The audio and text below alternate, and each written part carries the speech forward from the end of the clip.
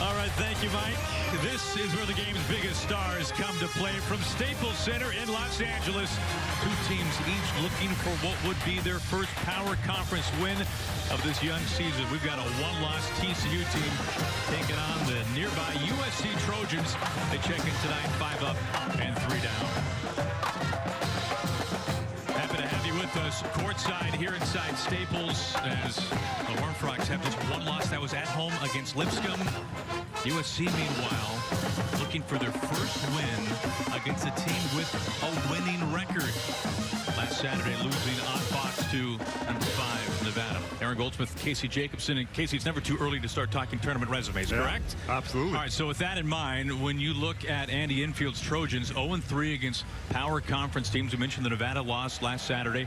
Meanwhile, for the Horned Frogs, a tournament team last season, this is their first opportunity for that win tonight. Yeah, Aaron, I know it's only December 7th, but the result of this matchup right now could drastically affect where these teams end up in March. And USC, they've been battling injuries from the start of the season. They're going to have to do so again tonight with Kevin Porter Jr., their best athlete, freshman. He's not going to play, so other guys like Benny Boatwright, the seniors, got to step up. For TCU, they've been battling injuries, but Aaron, they're finally healthy, and their offense is so fun to watch. They lead the entire country in assists. All right, how about those starting lineups? How about the backcourt for TCU?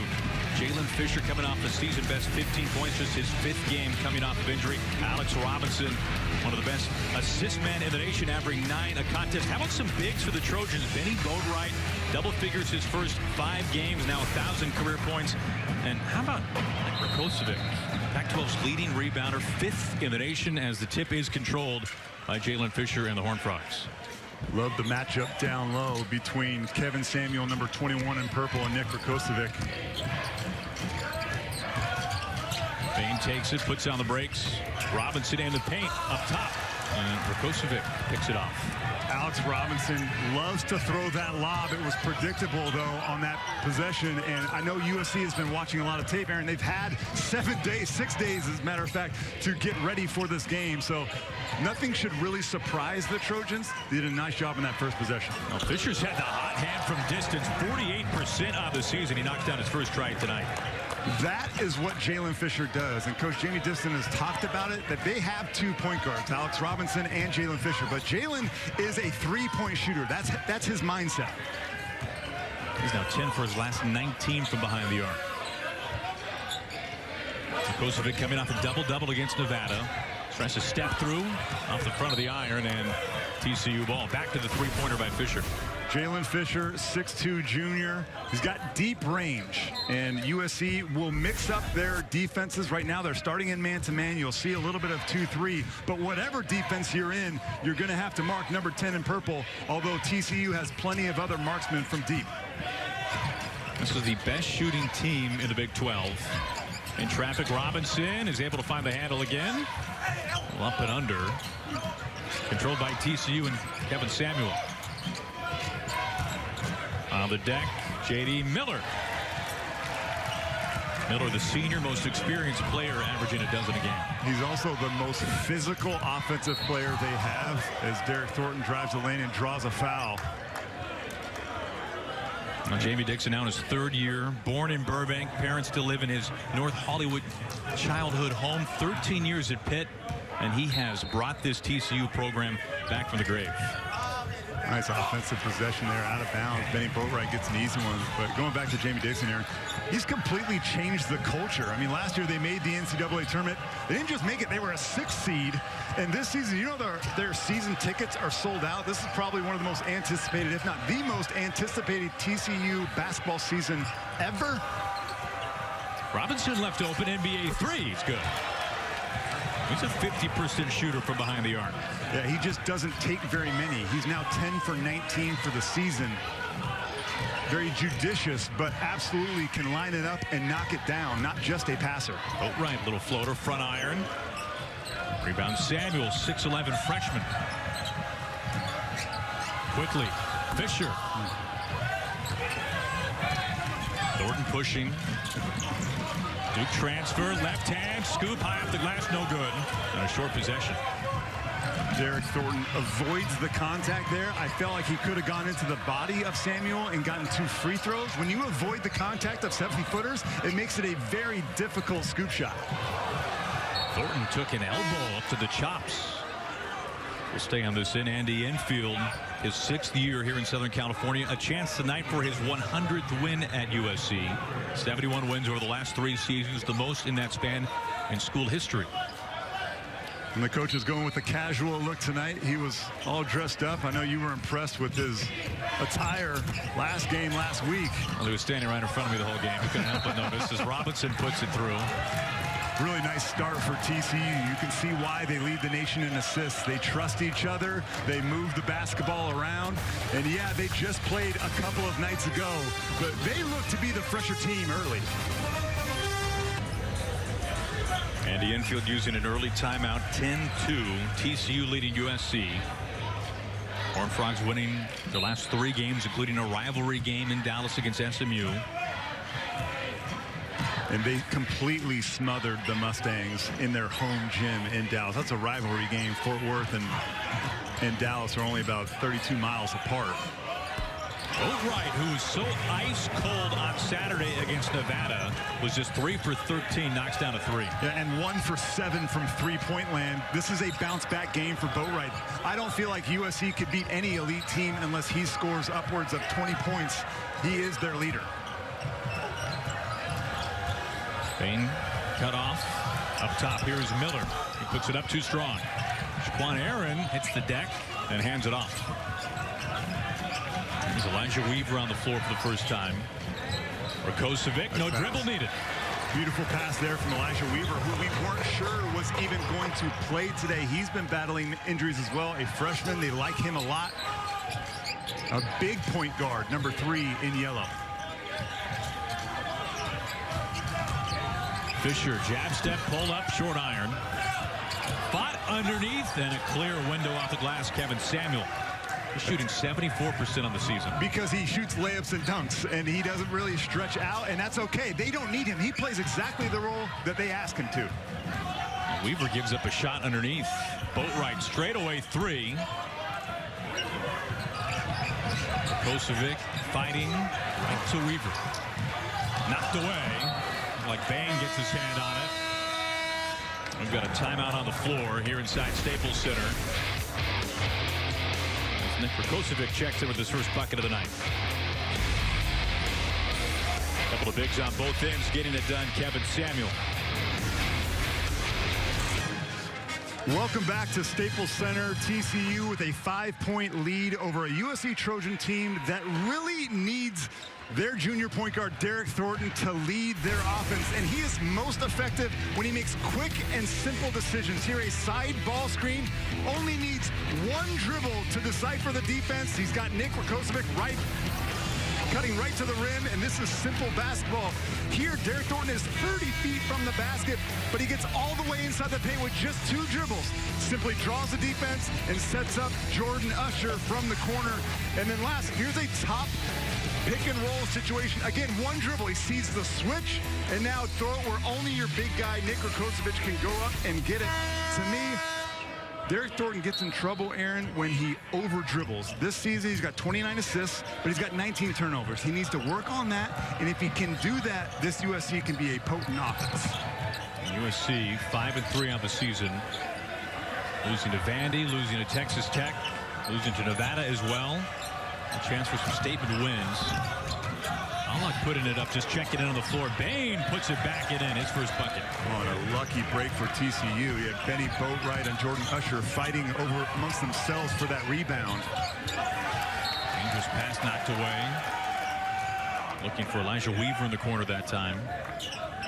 And for all the flash and impressive start for TCU's offense, let's not forget that this team has an identity on the defensive side of the ball. And they are number 8 in the entire country in guarding the 3-point shot. Teams only shoot 26%. And there was a great example right there. A baseline drive. Desmond Bain, number 1, closes quickly. He sees that pass coming, and he can deflect it. Andre Nimbar just checking in for the first time for the Horned Frogs tonight. Thornton kicks out to Weaver. Puts it up and puts it through a 3-pointer. another example of what we just showed you. Derek Thornton taking what the defense gives. Simple 1-2 dribble, skip pass right into a 3 where you can step in. USC now in their 2-3 zone. They played this exclusively in the first half against Nevada. And here, Derek Thornton drawing 2 people. The point of offense is to gain an advantage somehow. Either pick and roll, drawing 2 defenders via penetration. Right there, the simple pass. I love when we run a video and then the guy comes out in the next possession and does exactly what we just showed. Isn't that awesome? That never happens either. Easier said than done. Allock went up for the tomahawk jam. And this whistle will send it the other way. Lane violation. TCU by 4. Of course, Horned Frogs ranked as high as 18 in the nation this year. Last year, they cracked the top 10 for the first time in program history. Of course, USC was a top 10 team at one point last year as well. Thornton stripped and fouled. TCU defensively right now is downing ball screens on the side, meaning they're forcing the ball handler down towards the baseline, toward the side. That they are taking away the middle. But right there was no help. It was like they didn't communicate. Somebody thought he was going middle. Nobody there to help. And Derek Thornton actually tried to hammer dunk that one. Both these teams are very good shooters from the floor. Both teams struggle mightily from the line. Look at USC. They were just 4 for 8 against Nevada last Saturday. They are 11th in the conference, shooting just 66% from the stripe. A lane violation. And you know that's got to make both coaches' blood boil, but especially Andy Enfield, who got his start as a coach at the NBA level as a shooting coach in the NBA with Milwaukee Bucks. And this guy can flat out shoot the rock. And you know, we were talking about shooting before the game, but we both know that it's mental. If you have the proper mechanics and you're a good shooter with a pure jumper and can shoot threes, there's no reason why you shouldn't shoot upwards of 75% from the foul. Robinson gives it up, under, off the glass, and good. Kwat Noy, the sophomore from Australia. And folks, if you haven't seen Kwat Noy play, you're in for a treat. He's got an unquenchable thirst for scoring. He's energetic. He's devastating in the open floor. And he's also got a really smart basketball IQ. Super long and lanky. He's 6'7", and he's just a sophomore.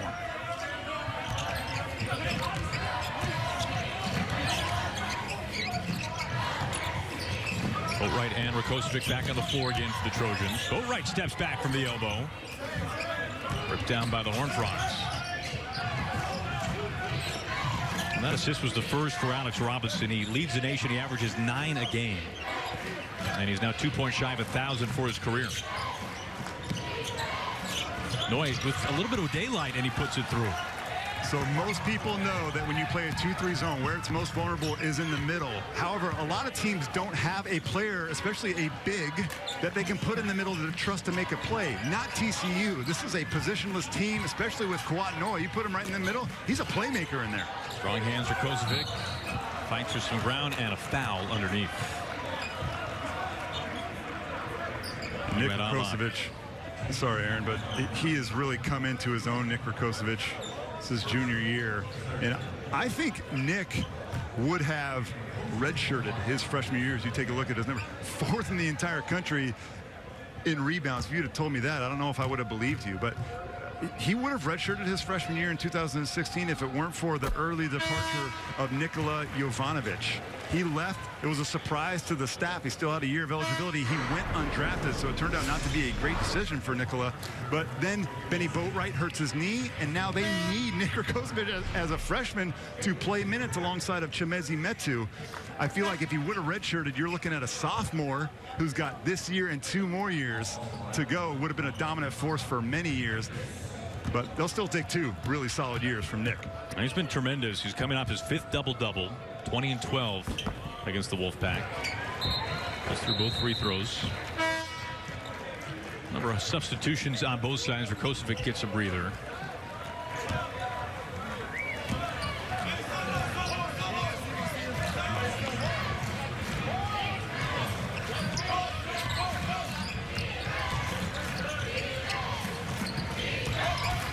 Fisher just checked in, takes and kicks.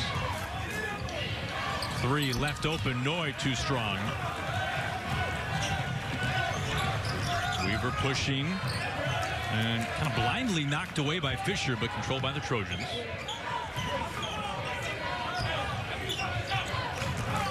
Aaron taking, trying to step through, and he's short, follows his miss. Loose ball, baseline to TCU. And USC's searching for options on offense now that Benny Boatwright and Rakocevic are both on the bench. And right now, you're looking at number 0 handling the basketball. He's got to be the leading scorer and creator for this team. Shaquan Aaron, the Louisville transfer, coughs it up. Quickly moving the ball ahead. Kendrick Davis. Davis, just a freshman, the littlest player, the smallest player in stature, I should say, on this TCU Horned Frog roster. Davis had 14 against Lipscomb, the only loss this year for TCU. Bain puts up a 3.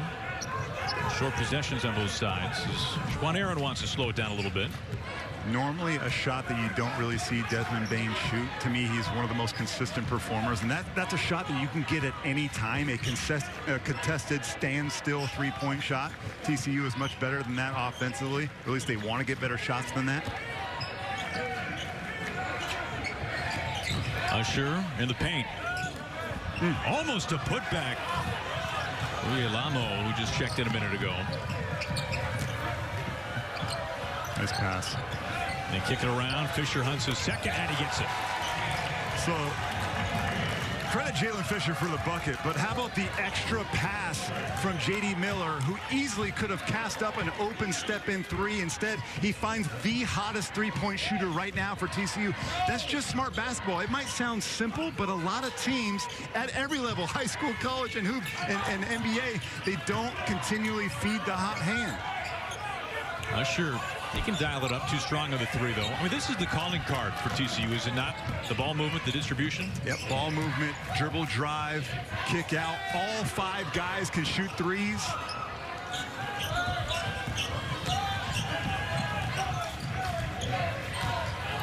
Weaver decides to penetrate, now reverses. Shaquan Aaron left wide open for 3, and he makes the Horned Frogs pay his first bucket. Timeout called by TCU. That ball movement. TCU, they love to share it out in the open floor, taking advantage of USC not getting back. And then how about the extra pass there? And Jalen Fisher continues his hot shooting. TCU up 6. TCU on top of USC, and unfortunately for Jalen Fisher, his first 2 college seasons have been cut short one way or another because of injury. But we know this, Casey, when he is healthy, there are few better from behind the arc. And he showed it against their rival, SMU. Aaron, 4 of 5 threes came in the second half when the game was really decided. And Fisher and SMU's leading scorer, Jamal McMurray, were exchanging words basically throughout the game. Neither one got texts. It was all in good fun. They were highly competitive, but it was Fisher that got the better of that matchup. Their team got the win. Jamal McMurray of SMU, 2 for 11 from 3. A real gutty win. It was TCU's first trip away from their home arena. This is now their second game. A confidence builder. And again, folks, that was less than 48 hours ago. They got on a plane. They flew here yesterday. They didn't get here till the afternoon. And now they're out here looking like they had 2 weeks to prepare. Miller puts up a break. Thornton is back on the floor now, running the point for the Trojans. Boatwright, 1,000-point scorer. Thornton takes, kicks. John Matthews trying to find his stroke again after an off game last Saturday against the Wolfpack.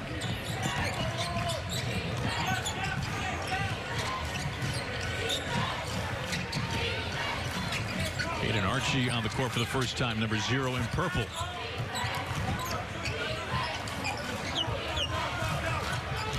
Fisher off the screen. Intercepted. Picked off. Shaquan Aaron. Oh my. Clank on the dunk try. He tried to do what LeBron James does in this building, which is rock it back behind the head and throw it down. And look, that's it. I knew that shot was going to go in, and Andy Anfield's got to be just beside himself right now. in a game where it very well could possibly come down to the final couple of minutes to miss a wide open dunk. And Shaquan Aaron thinks that he got fouled. I didn't see any push or contact that warranted a call from the official. That's a big play, Aaron. I know it's early in this game, still have 9 minutes and 10 seconds to go, but a missed dunk, and then the dunk is the one shot on offense that can really galvanize a team, especially a USC team that really hasn't shot the ball well from the field. You can't let these opportunities go by. A fantastic shoot the gap on defense from Shaquan. Just took out way too far. There is no, he might have gotten clipped just a tad on the back of his heel from Jalen Fisher, but certainly not enough to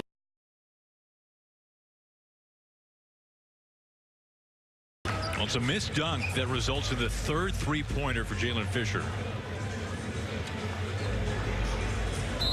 26-17. You mentioned that 2 games in 48 hours for TCU. Worth noting, the game against SMU, that was a 9 o'clock tip. Yeah. They did not get back to campus till nearly 1 in the morning. And then took off the next day following a practice. Yeah, it's only a 50-minute bus ride from those 2 schools. And Coach Dixon said that some of his players are going through finals. In fact, both of these student athletes, sets of student athletes, are going through finals right now. In fact, Jonah Matthews, number 2 in gold. Well, Bunny Rakocevic looked like he was expecting more contact than he got. Same thing as Shaquan Aaron. You guys, for USC, if you're a USC fan, you got to be screaming, guys, focus on finishing. Don't anticipate contact that isn't there. Robinson, left hand, high off the window, and 1,000 points. And a tremendous career for Alex Robinson, the senior out of Fort Worth.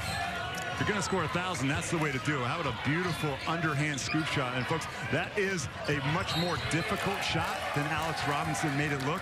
And again, TCU then digging in on the other end. 1,000 career points, which is not easy to do from the point guard position. This guy is a facilitator, yet gets to the lane, and if you don't respect his ability to score, he will hurt you. And think about it, 1,000 career points now for Robinson, who has a very good chance at this pace in particular to finish as the Horned Frogs all-time assist leader when it's all said and done this year. Even more interesting than that, the all-time assist leader is Corey Santee, who's an assistant coach on this bench for TCU. Alex Robinson said they talk about it all the time. They joke with each other, I'm getting your record, man. He's like, no, you're not. Another turnover with some fruitless possessions for the Trojans. Archie, tough angle, and right to Rakocevic. Yeah, I don't think Archie's going to remain in the game. In fact, I think I see Desmond Bain, number 1, going to the scores table right now. That was a forced shot in transition. Rakocevic, paint touch, strong move.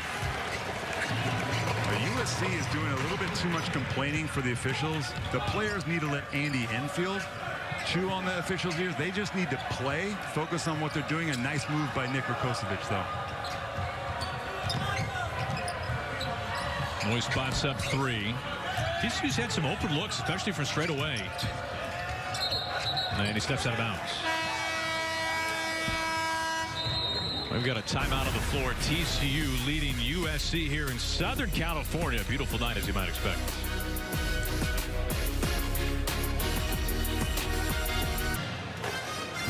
USC yet to lead in this one. 6-1 TCU leading here in the first half. And you look at the Conference of Champions so far in the non-conference, Casey, and some resume builders that are upcoming, of course, tonight following this game here inside Staples. Arizona State taking on Nevada.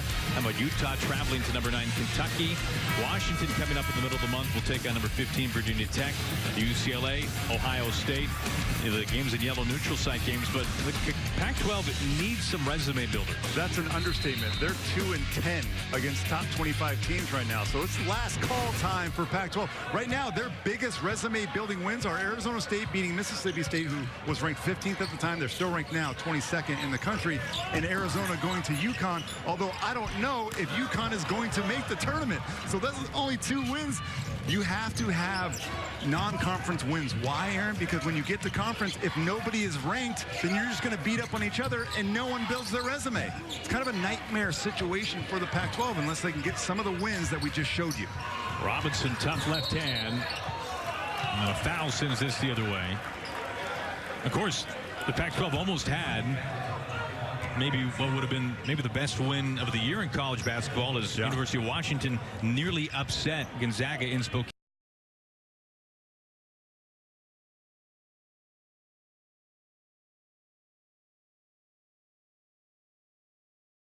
Close enough. Weaver, wing three, and he bangs it through. Another simple, quick decision from the point guard, Derek Thornton. Get into the paint, make the defense believe that you're going to attack the rack, and then kick it out for a three. Those are the easiest threes to shoot, where you can just step in, and you know the defense isn't there. Fisher gives it up, and with authority, Kevin Samuel. Well, a nice job, USC, defensively of running Jalen Fisher off the line. No more threes, catch and shoot for Jalen Fisher, but now he shows that he's a multifaceted basketball player.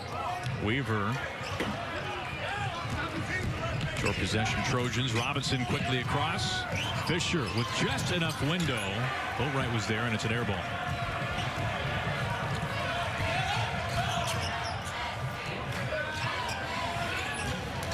Weaver straight away too strong.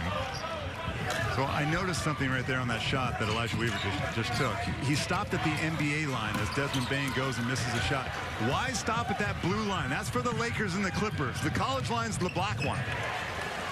Well, after the Trojans have missed a number of chippies so far in the first half, Weaver's able to put that through. He has 8 in the first half. I think he leads all Trojan scorers. Well, this USC team is really devastating in the open floor. Like most teams in college, Aaron, they're so much better when they can utilize 94 feet. An offensive foul, Kevin Samuel, his second foul. I know of no team in basketball that is better executing offensively in the half court. Now, you have to get stops or steals and turnovers and then push that break. And then certainly getting defensive stops like this. Jordan Usher sacrificing his body. He was very close to that charged circle. Teron Brooks has checked in for the first time. Freshman from Seattle for USC. Brooks has it at the free throw line. And Thornton, ill-advised pass in traffic. That's where you got to utilize the ball fake. Thornton isn't a big guard, just 6'2". Noy puts it through. Noy, he's such an emotional player. I love watching. He's the second leading scorer on this TCU team, despite the fact that he comes off the bench. He played 30 minutes off the bench the other night.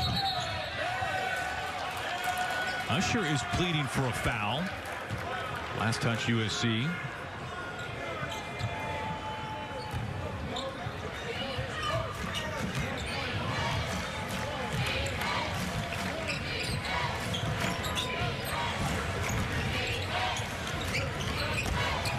Underneath, off the glass, too easy for TCU.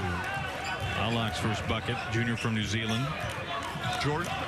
Nick Rakocevic showed out, meaning he showed his numbers to the ball handler to try and stop the dribble penetration, but nobody for USC got backside help. That is pick and roll defense 101. If you're asking your big to show out and stop the ball handler, you got to have help on the backside. He can't be two places at one time.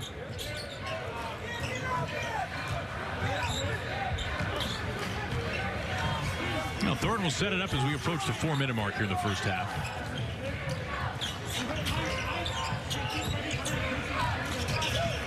Thornton trying to find, and rejected. That's exactly what you were talking about. Rakocevic follows his miss. And Robinson comes up with it. Fouled by Usher. That'll stop the clock at 3:52 to play in the first half. I know TCU likes to shoot the three. They get 2 feet in the paint, and every single one of them can light it up.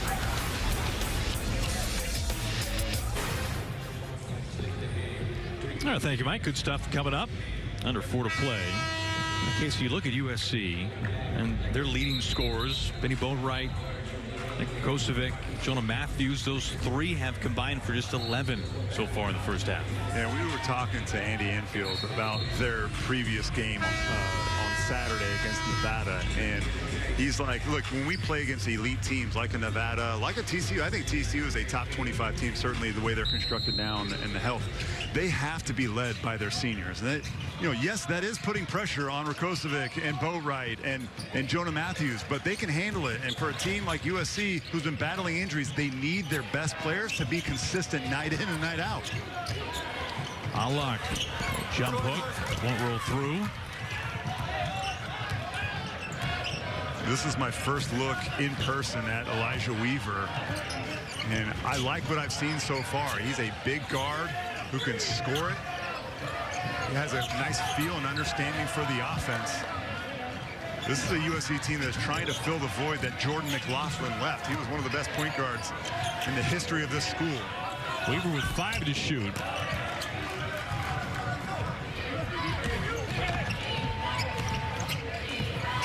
And this first half has been all TCU. Mismatch down there. Allen puts it through this time. If you switch ball screens and you're a little, you have to fight like crazy, like a caged animal, to get in front and not allow that post catch so easily. Now Rakocevic left open from the elbow. Noy the board, and he's fouled. Matthews, who has had a quiet first half, his first foul. Aaron and Thornton getting set to check back in for the Trojans. Matthews to the bench. Matthews double figures in 4 straight games before shooting just 3 for 11 last Saturday against number 5 Nevada. Yeah, he's their best perimeter defender. You can argue he's their best three-point shooter, a 3-and-D guy if you want to give him a nickname. But you mentioned that the 2 best shooters on the team, Jonah Matthews and Benny Boatwright, combined 2 of 14 from three-point land against Nevada. That's not going to get it done. Well, Noy's left wide open. Boatwright, one-handed rebound. Defensively, that's exactly the shot that they will allow Noy. He can make that shot, but if he wants to take a 17-footer in the middle of a 2-3 zone, they will allow that all night. Sure. It's kind of a long shot put through. Sure, 22 points 3 games ago against CSU Bakersfield, but for the most part not a major scorer. He's kind of unpredictable. I never know what Jordan Usher is going to do. He can do a lot of good stuff and a lot of bad things as well. Miller fouled and through.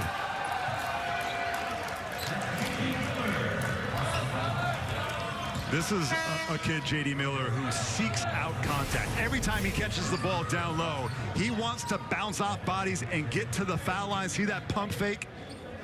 He's a very good athlete. He can dunk this ball, but he's better off getting the and one.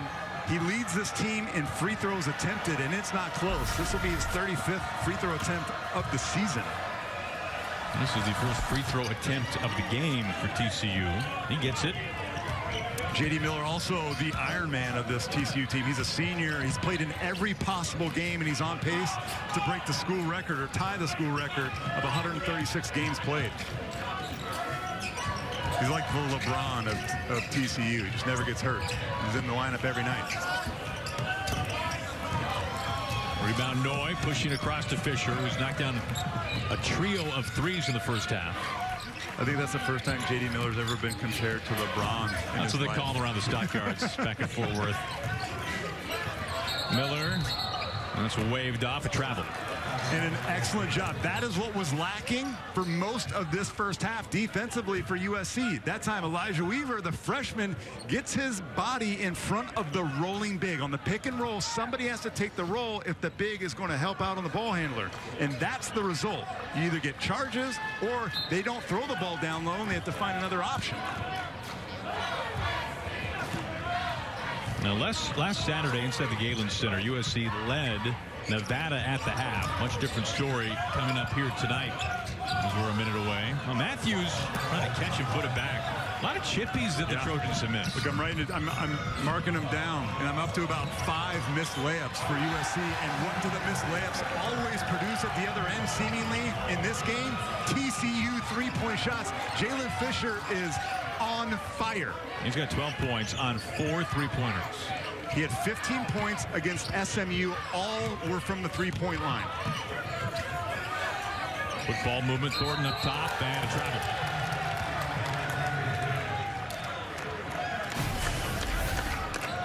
A missed layup. And then, how about a little razzle-dazzle from Alex Robinson, leading the entire nation in assists. And it's easy to see why. He's got his head up, and he's surrounded by guys who are locked and loaded, shot ready. Jalen Fisher sees nothing but the bottom of the net right now. He's not even hitting rim. Robinson 6 assists, 7 points. Meanwhile, you can see what Fisher has done, helping TCU in the middle of a 15-4 run in the closing seconds of the first half. And the reason why TCU can play 2 point guards like Jalen Fisher, who has the ball now, and Alex Robinson, is because they complement each other so well. Alex Robinson, the better pick and roll passer. Jalen Fisher, the better spot up shooter and a little bit bigger, thicker guard. Robinson almost lost it. 5 to shoot now. This pass. Fisher wants another. What a half it has been for Jalen Fisher. 5 triples. It's possible that USC could lose Jalen Fisher on defense. I don't care what's going on elsewhere on the floor right now. You have to have your eyes and be aware. Shaquan Aaron, you can't stare at the ball because one guy hasn't missed. I thought you said he wasn't even hitting rim on these threes. Okay, he like grazed the rim. That one rattled in. I think he'll still take it. The highest ranked recruit to ever sign at TCU, Jalen Fisher, going nuts right now on a big stage. Well, Los Angeles treating the Horned Frogs well so far. They've got halftime from inside Staples Center. After the break, we'll join Mike Hill, Donnie Marshall, and Doug Gottlieb inside our College Hoop studios.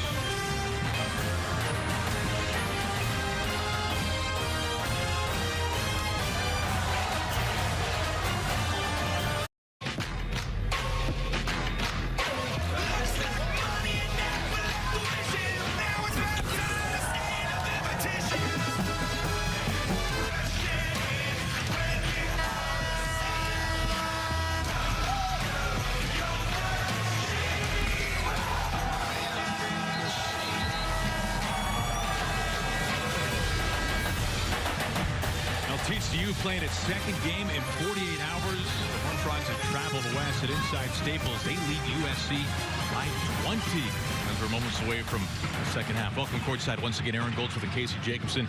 And Casey, this TCU team does not look tired at all, and their offense has stolen the show in the first half. USC had 6 days to prepare, yet TCU looks like the fresher team, and offensively, they're just so balanced.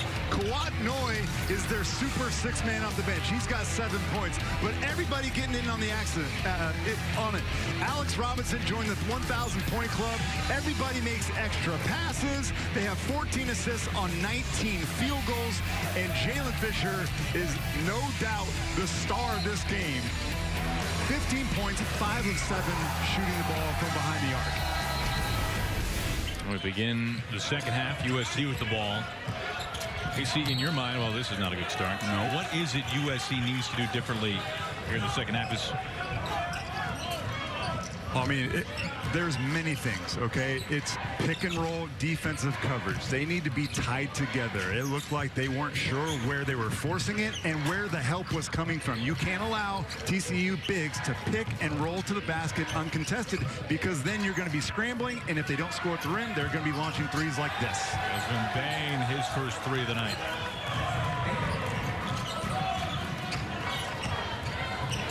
TCU shooting 43% from behind the arc in the first half. Matthews spins, nowhere to go. Kosovic, a pretty quiet first half by his standards. He's fouled going to the rim. Leading scorer and rebounder for the Trojans as Alak picks up a second foul. He kind of created all the contact there, put the onus on the official to blow the whistle. And it's one of those things where defensively, what am I supposed to do? He ran right into my chest, but it's smart basketball. If you have a half step on your defender, sometimes the best option isn't trying to actually score the basket, it's actually trying to get the foul. And I say this every time I do a game with you, but the free throw line is the only shot in basketball that is guaranteed to be uncontested. It's guaranteed to be the same whether you're playing in the Staples Center or whether you're playing in Fort Worth, Texas at TCU. Kosovic gets them both. A little full court pressure, trying to switch things up. This isn't normally what USC does, but Jalen Fisher easily handles it.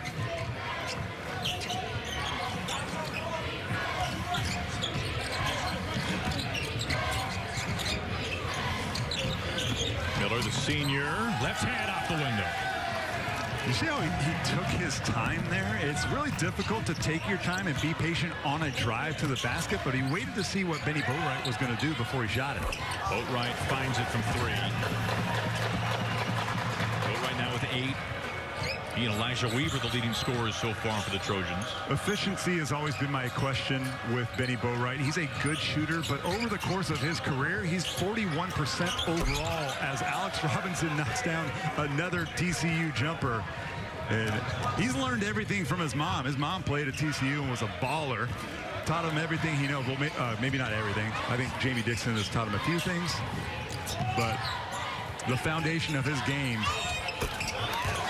On Aaron. Only 3 points so far before that bucket. Don't we learn everything from our mom? Like all the important stuff, not everything, but all like the fundamentals of basketball. The top 10 list. You learn from your mom. Foul on the floor. Now Darla, who was point guard at TCU, 82 to 84. Hope number 44 is watching tonight, by the way. But Darla, she's got to get a hand up. Like, get a hand up. I mean, she's there in position. Darla played in Fort Worth right at the same time Jamie Dixon was playing for the Horned Frogs on the men's team. You know, Andy Enfield compared Alex Robinson to Jordan McLaughlin, which I found interesting during our conversation today. Just steady, a guy that you trust to make the right play and can score himself. Thornton, nothing but plexiglass on that one. Bain trying to bring it across, and he does. Bain into the paint and an offensive foul. Jamie Dixon in that time for the Horned Frogs, 83 to 87. Look at those shorts. Those are pretty short shorts. I mean, they're making a comeback, it looks like. I mean, there's as much length with the socks as there is with the shorts. Yeah, those are some thick socks, man. Maybe it was like, maybe double bagged his feet back then. I'm not sure. Jamie now his 3rd year back in Fort Worth after 13 years at Pittsburgh. Incredible run there. Jonah Matthews, not much so far tonight. Kosovic foul. That's on Halak, his 2nd now.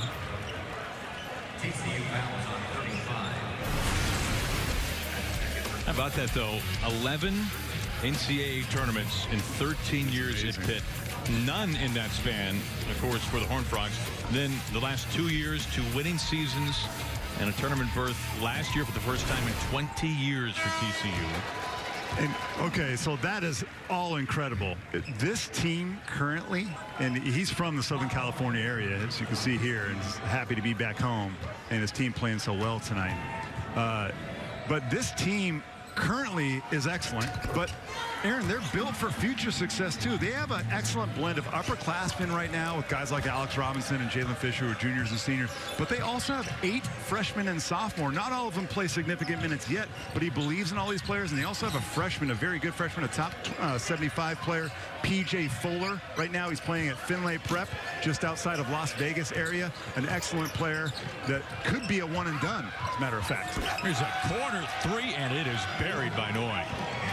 That's his 2nd. He's got 10 on the night. Matthews draws contact. I think TCU was celebrating just a little bit too much, feeling good about themselves. Jamie Dixon yelling at everybody. That shot goes in.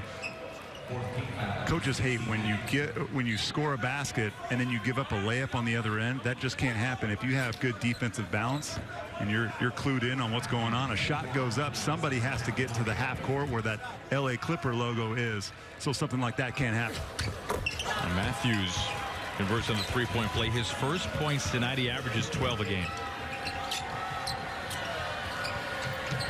He had a final exam this morning. He didn't, talking about Jonah Matthews, he did not show up for the morning shoot-around practice. And of course it was excused, but maybe still thinking about his exam. Up and under. You can count it.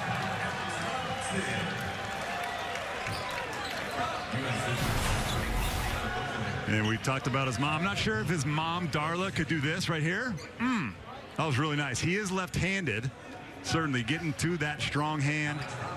But if you're going to foul Nick Rakocevic or Benny Boatwright, make sure that you wrap up the arms and make him earn both at the foul line instead of giving him the old-fashioned 3. Now Robinson now with 12 points. He can add to that 6 assists. Chance tonight for what would be his 3rd double-double of the year. I feel like a lot of players think that a foul is always a bad play. On defense, sometimes a foul is a very good play. It sends a message to the other opponent that you're not going to allow them to just get easy buckets. Shaquan Aaron showing off the mid-range game. Aaron, he's a scorer. That's what Shaquan Aaron is. I mean, he can defend, too. He's an excellent thief. One of the leader in steals on this team. But he's a guy that only needs one shot to go through the rim to feel like he's hot.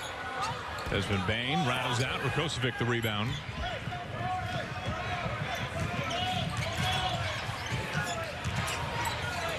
Rakocevic now 5 boards away from what would be his 6th double-double of the year. That's a deep 2 by Aaron. And it will stay with USC. 15:21 left to play tonight as TCU is trying to get to 7-1 on the campaign as they have traveled west here to Los Angeles.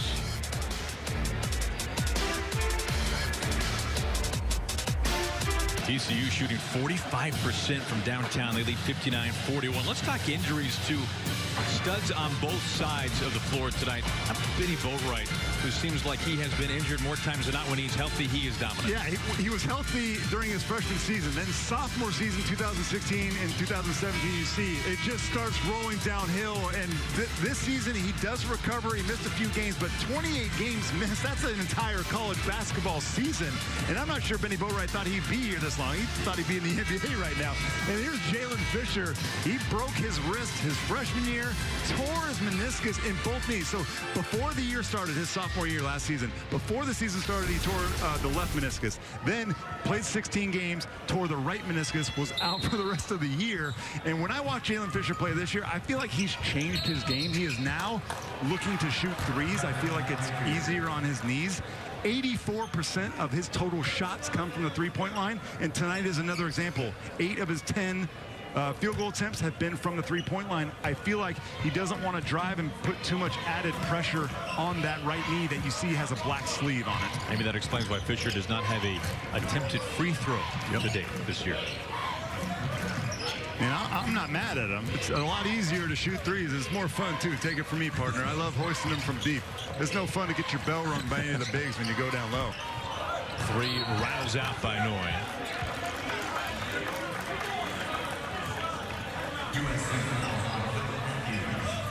Jonah Matthew whistled for his 2nd foul. And TCU with 9 made 3-pointers. They are 2 off their season high. You can count that one from Bane. He muscles his way in. And that's a scouting report mistake by USC. Every team in college does a morning walkthrough about the end of or underneath the basket out of bounds plays, and you can't allow Desmond Bane to just walk right down the middle of the lane and have no resistance. All smiles for Bane and this TCU team. USC has not made anything difficult. A foul on Rakocevic, his 2nd. He heads to the bench. Victor Uyelamo has taken his spot.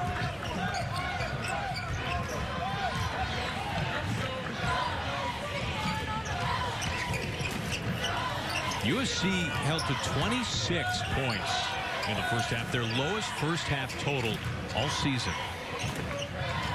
Boatwright pulls up for 3. Difficult shot there. I mean, Benny Boatwright can make it, but that's a 30% shot probably in my mind. And they got to do some things to get Benny some easier looks than that. Miller backing down. And he travels. About our 4th travel call on both sides combined tonight. Yeah, it's against the rules, Aaron. You're not allowed to grab the ball, pick it up, and walk around. I mean, you know, You really are good at what you do. That's a high-level analysis, folks, at home. Yes. 62-41. Whereas TCU's only loss this year coming at home, interestingly enough, against Lipscomb, which you wouldn't expect. That was the first game back for Jalen Fisher. Boy, tough shot, and Weaver just kind of wills it in. He's in double figures now. You're right. The loss to Lipscomb was a bad look for TCU, but yes, Jalen Fisher, it was his first game, and it was Noise as well. Quad Noy, who's about to shoot a jumper right now, and he was coming off an injury. So now this team is really starting to spread its wings a little bit, get their legs underneath them. Another turnover for USC.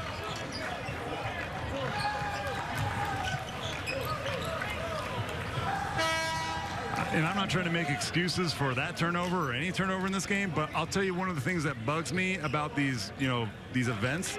They bring out basketballs, Aaron, and they just unwrap them. They take them out of the plastic and they say, here, play with this basketball. It's all shiny and slippery and hard like a rock.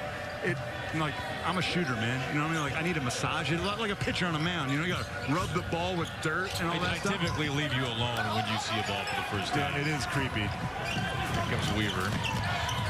This point game, of course, the middle game of the Basketball Hall of Fame Classic.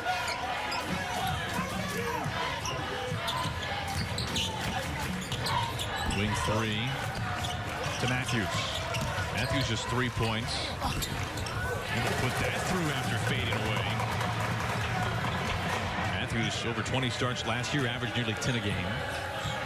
I really like Jonah's game. He's obviously struggled on the offensive end, but he does a lot more than just score. He's a fantastic defender, as you see right now on Alex Robinson. A great competitor, really good in the open floor. He comes from a basketball family. His dad's a coach. Of course, college basketball fans know Jordan Matthews, who went to Cal and then transferred to Gonzaga and helped them get to a national title game. And it's just more of the same, Aaron. Bain knocks down his second. So Bain, number one, is built like a linebacker. He's got big old thick, shoulder and biceps. Normally, guys who have big muscular arms aren't very good shooters, but that's not the case with Desmond Bain. He was the best three-point shooter on this team last season. He was the best in the conference, 46%. Lamo in the paint and rejected. Swatted away by Alloc.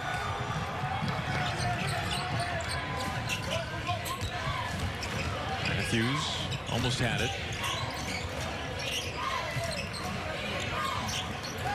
That ball movement. The easy follow and put back by Noy, who's at 14. Boy, timeout called Andy Infield. 69-45 TCU. Just shredding the Trojans. These are not replays of the first half. This is the second half, more of the same. TCU facing that 2-3 zone against USC. A couple of passes of the ball, and Desmond Bain lines it up like a practice shot. All TCU here tonight, the middle game of the Air Force Reserve Hall of Fame Classic. And we've got some dignitaries in the house tonight, don't we, Casey? Oh, it's been awesome. Yeah, well, Gary Payton's sitting to my right. I feel like I can give him a high five right here. He'd steal it from you. Totally would. Jamal Wills, Sam Myers, Drysdale, George Raveling there on the far right. We all know Gary Payton. He's the most modern player of this group. The glove. George Raveling was a coach at Washington State, a coach at USC, a huge figure in college. And the story of basketball in general, tied in with Nike as well. All were honored at halftime in midcourt. And Elgin's got a statue outside of Staples Center. I took a walk today before the game. It's pretty cool. It's the first time I've seen the new Shaq, or I guess it's not new, it's like 2 years old, that new Shaq statue. Oh, the one they wheeled down the sidewalk? Yeah, well, it's like hung up on the side of the wall. It's really cool. All the other statues are like, coming out of the ground like normal. His is like up attached to a window. Wonder that will probably be falling in the next year or so. It's too high. Like, nobody can get up there. Unless you were like Giannis, the Greek freak. He could probably jump up and hang on that statue. Nobody else can, no. Foul is at 3, is put up, foul on the floor. Got a timeout on the floor, 11:23 to play. We'll be back with you shortly. All TCU tonight.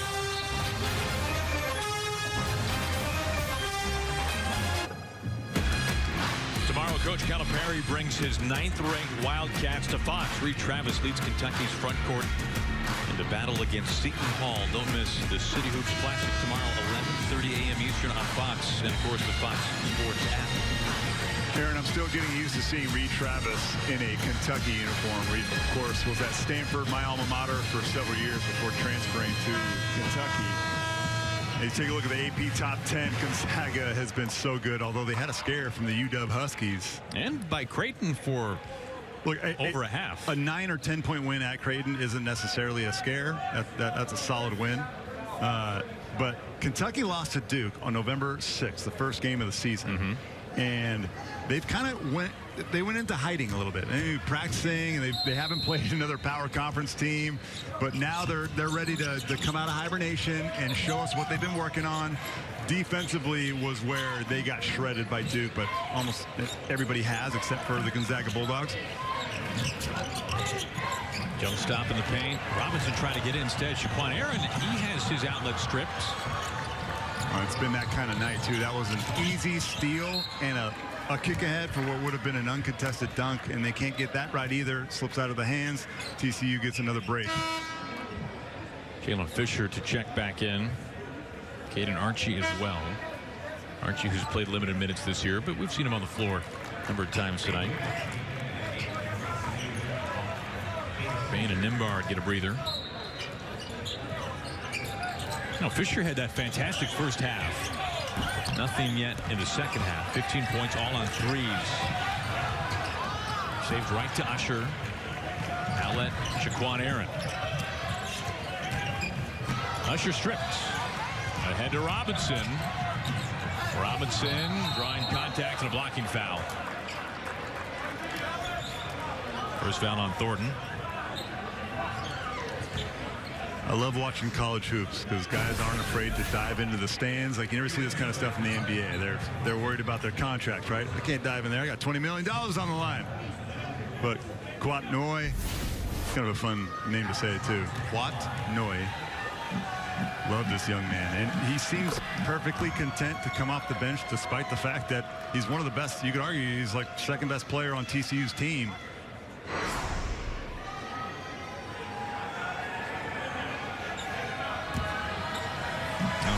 This is 4 straight games in double figures. Robinson bags them both. Robinson 14 points, 8 assists. I've been so impressed with Robinson. He's not super fast, but he plays. He's got a great change of pace, change of direction, which is what you need at the point guard position. And Aaron, if you're going to ask me about what you need to be a point guard, there's Alex Robinson right there, the leading assist man in college hoops. 4 of the best point guards that I can think about in NBA history: Magic Johnson, John Stockton, Mark Jackson, and Steve Nash. What do those 4 gentlemen have in common? I know Magic was a freak, 6'9" and stuff. Sure. What do those 4 players have in common? They're slow. None of those guys outrun people, right? They all use their intelligence, okay? They're all fantastic passers, and they mastered pick and roll basketball, which is a lot of what we see at the NBA and now the college level. If you can figure out a way to read defenses quickly and you're surrounded by good players, that's what makes a good point guard. You don't have to be fast. You don't have to be a great leaper. He was super good. Well, not in your top 5. Super fast. Well, yeah. Too fast for your top 5? Too fast. I had a point to make, and I only took people that proved my point. Very selective of you. I hope that he didn't hear me, that I left him out of the list. Oh, he'll find out. He'll find out. I'm going to slap me on the back of my head. First miss from the stripe for Rakocevic tonight. Now has 11.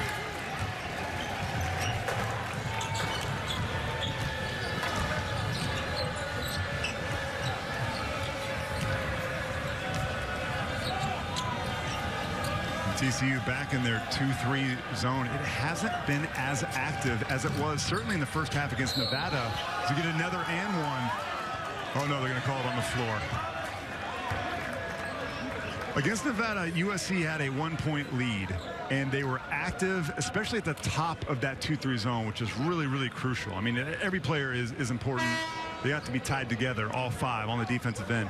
When you're playing a 2-3 zone, the best zones, to me, Aaron, have great man-to-man principles. You don't just stand like statues in your zone. You are active, you are in passing lanes, and you're making it difficult. I don't feel like USC has really made any passes or dribbles difficult. A one-on-one coming here for J.D. Miller. J.D. is short for Jalen DeMarco Miller, by the way. Yep. Looked that up. Took me like 15 minutes to find that nugget. Is that why you were late today? He gets both. But I like to know that information. I write down stuff that when I'm watching a game, I'm like, what does JD stand for? Is it, like, is it something weird? No, you're right. It is critical information. These are the things that I think about when watching a basketball game. Well, you're a Stanford guy. Fisher, outlet. Here is J.D. Miller. Also known as Jalen DeMarco Miller. Matthews for 3. And a foul.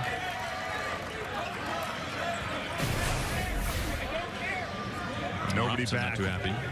Defensive balance isn't there. An easy one. Like, he had to duck under the backboard, or else he was going to hit his forehead on the follow through there. It's a problem that I know nothing about. He's trying to see. I love when college kids play in NBA arenas and they make an awesome play. They're constantly looking up at the jumbotron, like, I got to see that replay. Because most college programs don't have a jumbotron that has 8 monitors on it, like the Staples Center. Well, it seemed like for both sides today at shoot-around, the number of cell phone cameras that were out as they were walking onto the floor for the first time. You don't typically see that at most college arenas that you go to all the time. Missed the back end. I had the honor of playing in this building many times. My rookie year in the NBA was 2002-2003, which was the last of the Lakers three-peats. But right now, 10 points. Shaq and Kobe were so good. Oh my gosh. And the Sacramento Kings were really good with Vlade, Chris Webber, Doug Christie. Travel call. Those teams were the king of the West. This building isn't that old, but it's got a ton of history. And the Clippers, hey, like we talk about Lakers, we got to talk about the Clippers this season. They're one of the best teams in the West, and one of the best teams in the NBA, one of the best watches. No, my boy Mike Hill in the FS1 studio knows all about the Clip Show. Tobias Harris and company move the basketball.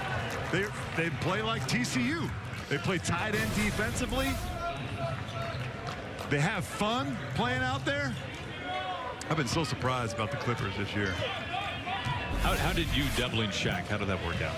Not so well. I don't even think he noticed that I was doubling him. He's like, oh, yeah, you gonna try doubling me? He was huge. I mean, I know that's like a total understatement, but like until you play against him and stand next to him and just appreciate the size, but also the velocity with which he could come at you with, scary. Kosovic picks up his 4th. Look at those names up there. Are there any Clipper jerseys? Or is it just like there's not a single Clipper jersey retired? I think that'll change sometime soon. I thought if Blake Griffin stuck around here and played his entire career here, he would have a chance. But nobody currently on their roster.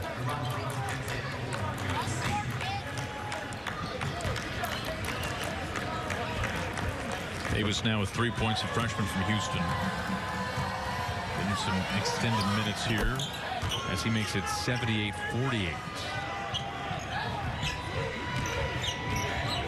Now, Casey, if you are Andy Enfield, what's your biggest takeaway from this one? That's a hard one for me to answer because, whoa, that was, yeah, they had to call that. It was like too slow of a Euro slip. That they were but I thought if you're a guard, I thought that was an asset, as being slow. change of pace, change of direction. You can't just like stop and just start, you know, like basically walking through the lane. You're probably going to get charged for a violation. But going back to your question, like what can USC take away? Not a whole lot, because they lost to Nevada, right?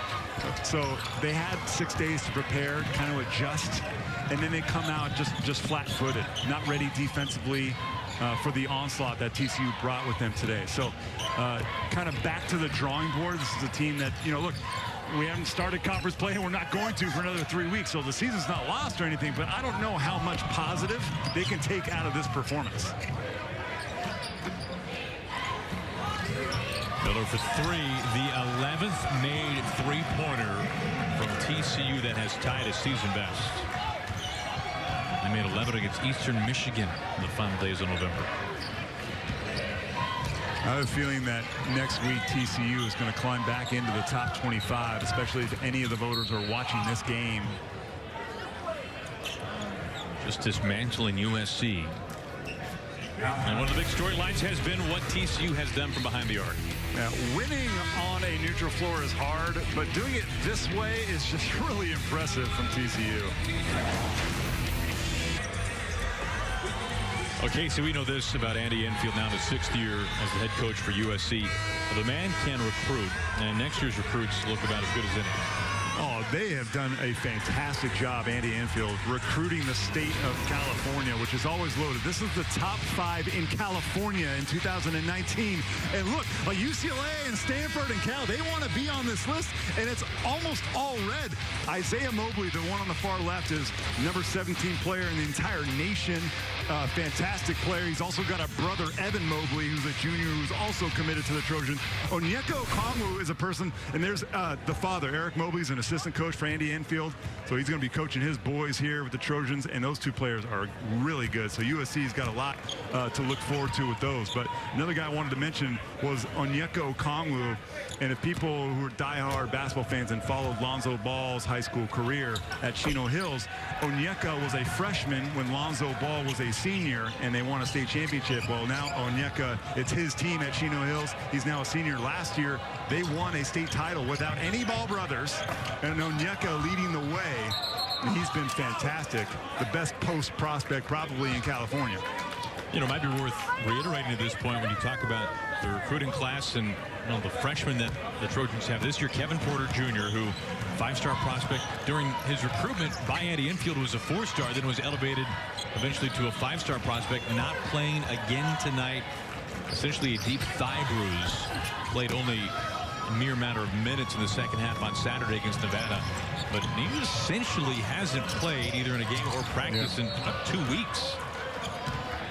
Yeah, they're a little bit confused. Obviously concerned about Kevin Porter, want him back as fast as possible, but they weren't really sure that, or they didn't think that this injury was going to be long-term. There's a look at Kevin Porter Jr. He's from the Seattle, Washington area. He played at Rainier Beach, which is where Shaquan Aaron for USC played. And if you follow anything about the Pacific Northwest, you know that Rainier Beach has produced Jamal Crawford, Nate Robinson, Doug Christie, DeJounte Murray. It is a basketball factory. Their coach, Mike Bethea, has been there for many, many years. And Mike Bethea coached Kevin Porter Sr. He's been there that long. But Kevin Porter wasn't supposed to be a one-and-done prospect. If you check all the NBA draft lotteries right now online, you'll find Kevin Porter Jr. as a top 10 pick, despite the fact that he's barely played.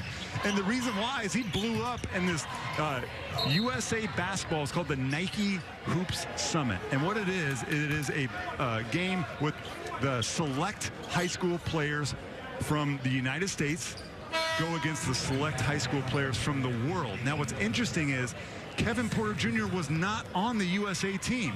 They have a scrimmage before the entire event where they just get a couple of former Division I players in the Portland area, and they invited, yeah, hey, Kevin Porter, why don't you show up and play as well? So he scrimmaged against the actual USA team, which had, you know, a whole bunch of stars.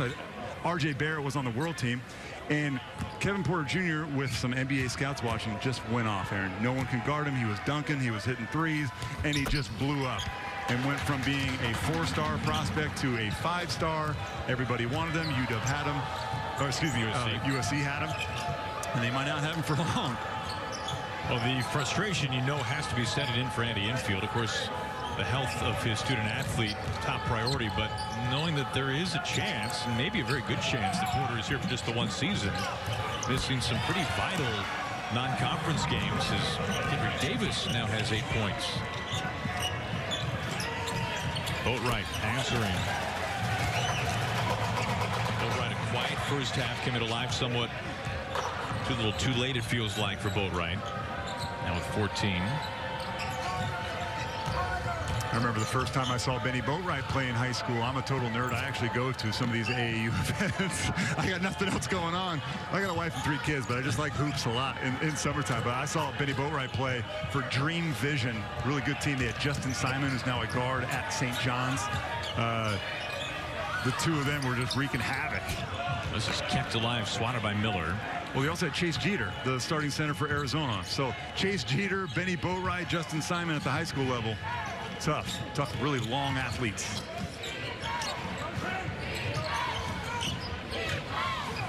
Fisher looking for his first 3, his first points since halftime. He had 15 in the first half.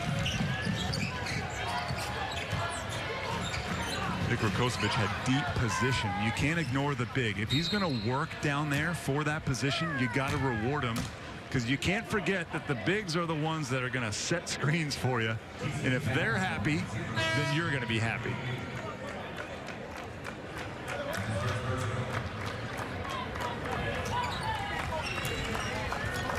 Miller out, Samuel back in. Samuel has 11 boards, lead all players. Well, we want to pass along our very best to Fox Sports producer Mark Balk. Mark suffered a heart attack last week while at his home in Cincinnati, and we wish him the very best as he recovers from surgery. Mark, we hope to have you back soon. Thornton gets the second.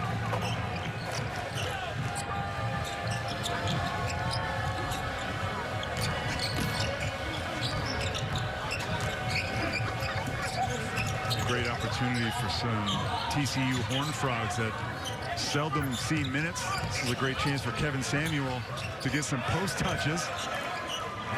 And you mentioned, partner, coming into the game, he's shooting 74%. He plays within himself. He's got some nice moves to the basket, but the best thing that Samuel does is pick and roll to the rim. He's a fantastic offensive rebounder as well. Huber pulls a flat shot, boy, ugly angle. Another rebound for Samuel.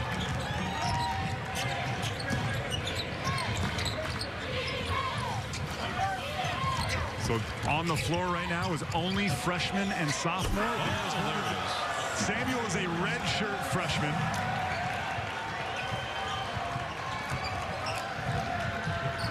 TCU just running away with it here in Los Angeles. This has been, now Benny Boatwright has 14 points. Really was not a factor in the first half, just 5 points. And of course, it's a 20-point game at halftime as the buckets just continue to fall. It's been a constant flow. I mean, it's like they turned on the fire hose early in the first half, and they have not turned it off. It's a season high in points for TCU. Samuel now with a double-double, 13 boards, 10 points.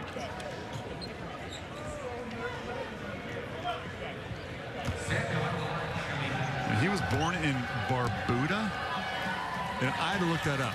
I did the same. And it's in the West Indies. It's just east of Puerto Rico. Never been there. Well, if you had to look it up, we assume that. Here's Usher. Couldn't remember your visit. I like to dot all the I's and cross all the T's, just to make sure. I never assume anything, partner. How about Samuel with the double-double?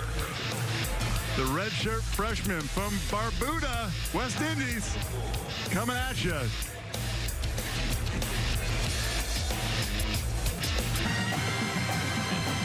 Gold with Casey Jacobson. Happy to have you back with us inside the Staples Center. Final minutes as TCU winning this one in a round. And, you know, Casey, we began this game by talking about the importance of this one to both sides. Yeah. Both teams looking to build a tournament resume. TCU, of course, made the dance last year.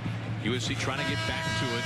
But This game, you could really make a pretty logical case, was more meaningful to USC than to TCU, if maybe for no other reason than the strength of their respective conferences. No question, the Pac-12 has really, disappointed so far. Just 2 wins against the top 25, and I consider TCU a top 25 team, although they're not ranked that right now. And USC has had 2 previous opportunities. They lost to Texas Tech. They lost to Nevada. This could have been something that turned their season around.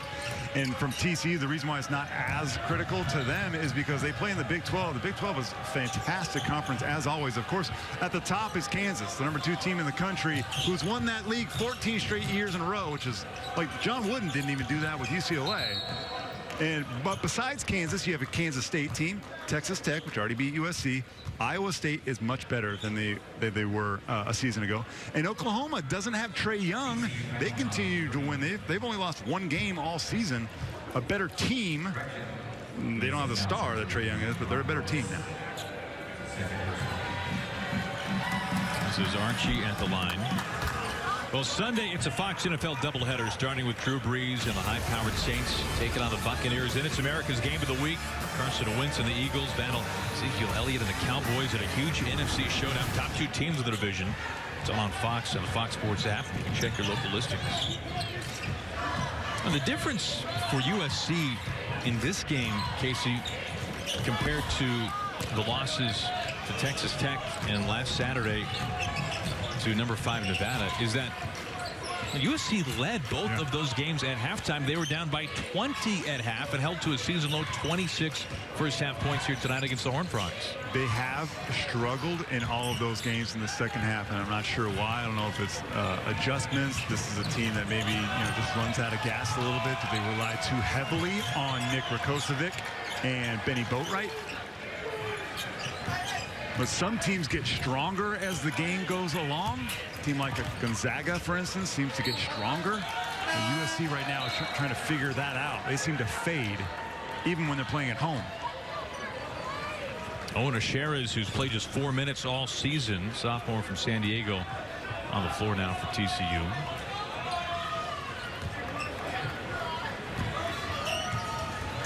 Under 3 minutes to play. TCU a chance to get triple digits here tonight. Already made a season high 12 threes. Season best 91 points. Nice double team there. I didn't see a foul. That was a poor call. Meanwhile, Casey, I assume that this game just reinforces the strengths that you felt TCU had already. Coming into the game, this is a rare team that has an identity on both sides of the ball.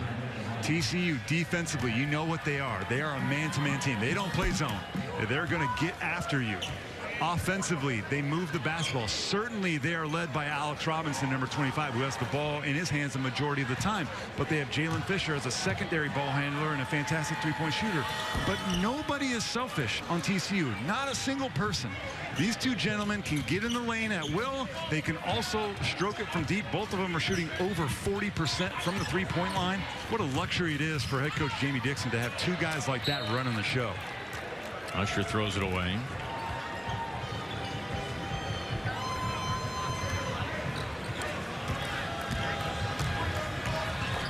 These 2 teams will be playing next year in a new arena in Fort Worth called the Dickies Arena.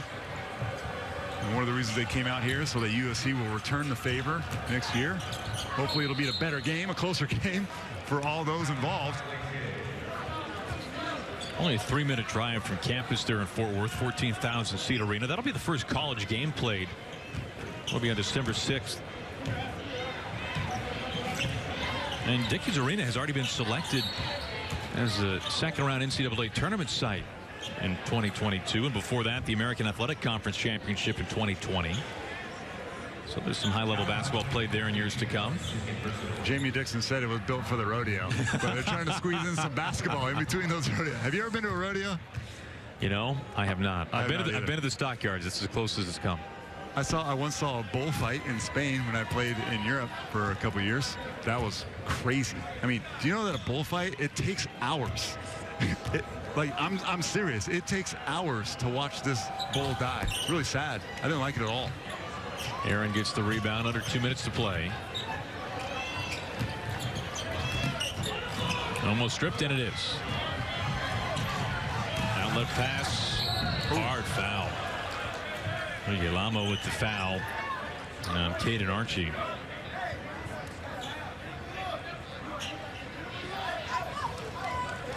And you wonder too for USC, and it's not to say that this explains or even begins to explain for that matter the point total and the spread that we're seeing here with under 2 minutes to play, but this is a team that has been just depleted by injuries over the course of the year, really yet to play with their what they would hope would be their starting five. Of course, Boatwright missing time. The big injury that we've talked about already a couple of times, Kevin Porter Jr., who's essentially not played in 2 weeks. Devin Fleming on the floor for the first time, just a handful of minutes all year long. There's Porter. But it was so bad before the season began for Andy Enfield and USC that they had to cancel not one but 2 scrimmages because they did not have enough healthy bodies. I've never heard of that. I mean, I've only been a broadcaster now for 5 years, but I have never heard of a team not having enough bodies to just play a 5-on-5 basketball game, let alone practice. Sometimes teams don't have a lot of healthy bodies because they have to play 5-on-5 against themselves. But against somebody else, that is just flat out unlucky. Jaquan Aaron gets his own miss. Matthews will set it up.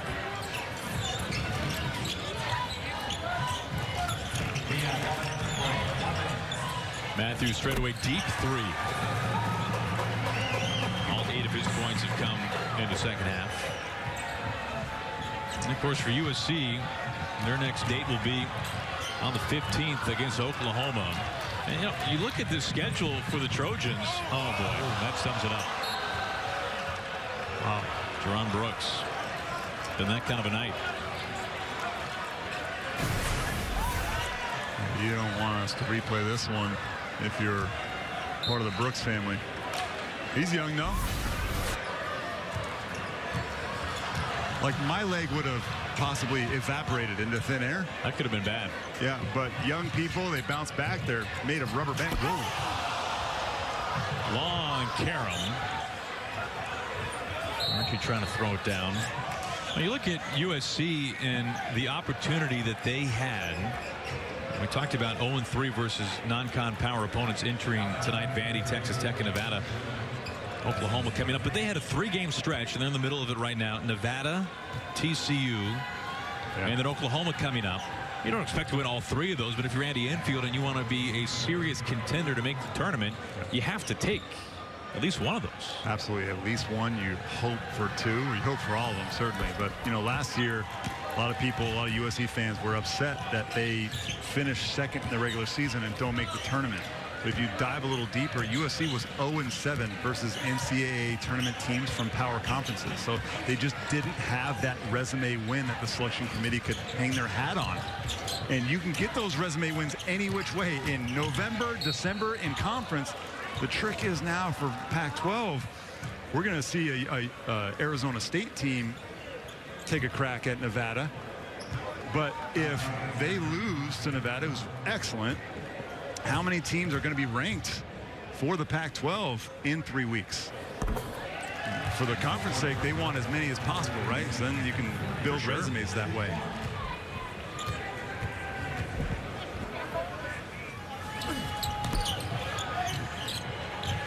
Well, TCU playing its 2nd game in 48 hours, travels from Fort Worth to Los Angeles and absolutely manhandles the USC Trojans 96-61 as Jamie Dixon and the TCU Horned Frogs improved to 7-1 on the season and have now won 4 in a row. Jalen Fisher, 15 points, all on 3-pointers, all in the first half.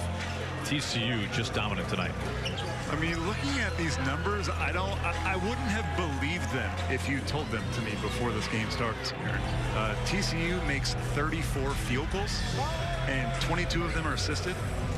USC shot 18 for 57, and that was from the start. It did get a little bit worse, but from the start, USC wasn't ready to play this game, and You could tell the confidence was growing. Remember, TCU had just came off a rivalry game in Dallas against SMU. And the game was emotional, and it went down to the end. I thought they would come here and be a little bit flat-footed. I thought it would take TCU a little bit of time to get used to this, as Alex Robinson is getting presented with the MVP award, and he should. This young man joined the 1,000 career point club at his university, TCU, and that's not even what he's known for. He's not a scorer, but he can score. He can underhand flip it. If you don't guard him in pick and roll and respect his ability to hit from deep, he will make you pay. But folks, this is the #1 leading assist guy in the country. And Robinson finishes 15 points, 8 assists. For Casey Jacobson, I'm Aaron Goldsmith. Glad you could join us here tonight from Los Angeles inside Staples Center, where TCU travels west and has its way against a USC team now searching for answers at 5-4. TCU remains just a one-loss team, winners of 4 in a row as they escape LA. Jamie Dixon and the Horned Frogs improved to 7-1. Good night from Los Angeles.